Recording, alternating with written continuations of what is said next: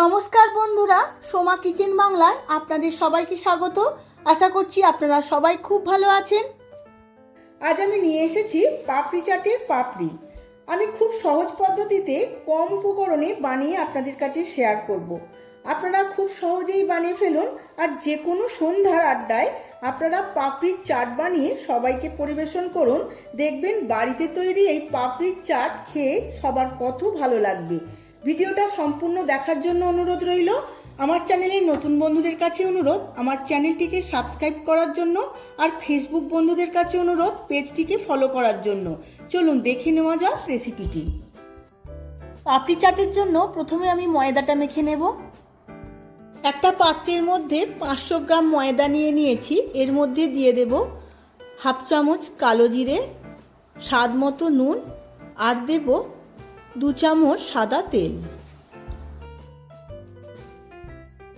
সমস্ত শুকনো উপকরণগুলো ময়দার সঙ্গে খুব ভালোভাবে মিশিয়ে নিতে হবে, যাতে ময়ামটা খুব ভালো করে হয়। প্রয়োজন মতো নর্মাল টেম্পারেচারে জল নিয়ে একটা নরম ডো বানিয়ে নেব।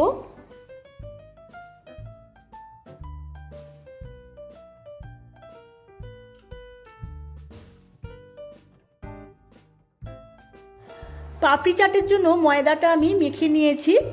খুব নরমও না, খুব শক্তও না, একটা ডো বানিয়ে নিয়েছি। এখন আমি 10 মিনিটের জন্য রেস্টে রেখে দেব। ময়দাটা খুব ভালোভাবে সেট হয়ে যাবে। 10 মিনিট রেস্টে রাখার পর ময়দাটা খুব সুন্দরভাবে সেট হয়ে গেছে, খুব নরম হয়েছে। এখন আমি মাঝারি সাইজের 4-5টা লেচি কেটে নেব।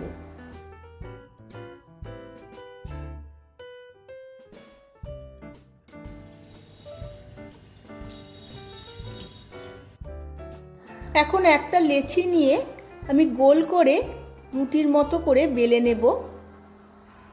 একদম পাতলা করে বেলতে হবে।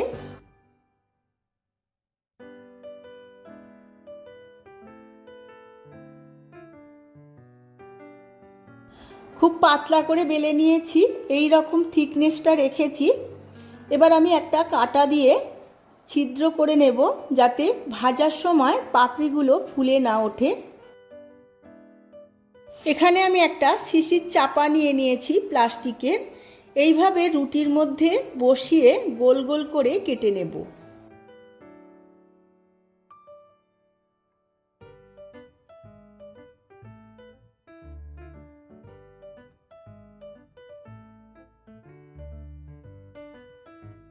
এইভাবে গোল কাটা অংশ ছাড়া বাকি ময়দাটা এইভাবে তুলে নিতে হবে, যাতে গোল অংশগুলো কোনোভাবে বেঁকে না যায়। সাবধানে তুলতে হবে।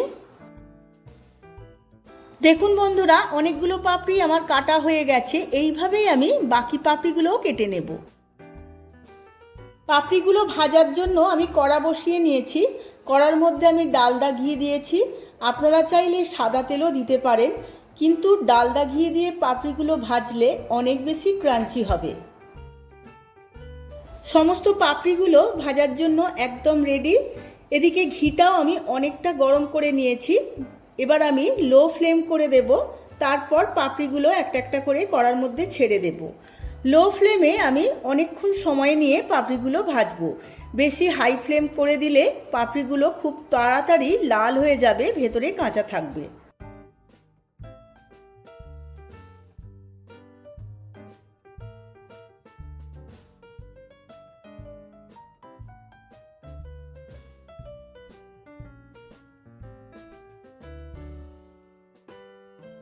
গ্যাসের ফ্লেমটা একদম লো করে দিয়ে পাপড়িগুলো অনেকক্ষণ সময় নিয়ে ভাজতে হবে।